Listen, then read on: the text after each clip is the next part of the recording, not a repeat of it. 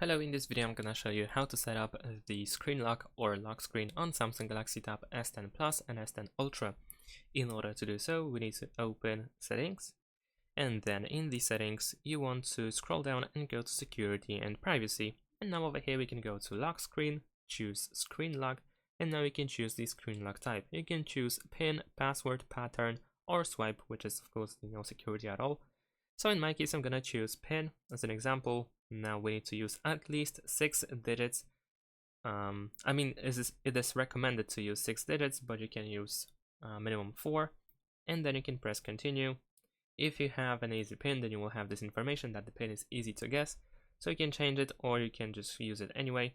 And then enter the same PIN code again in order to set it up. And there we go. We have now the lock screen. If I go to the lock screen and if I try to unlock my device, I have to enter my PIN code in this case. And that's it. Thanks for watching, leave a like and subscribe to my channel, and see you in my next videos. Bye!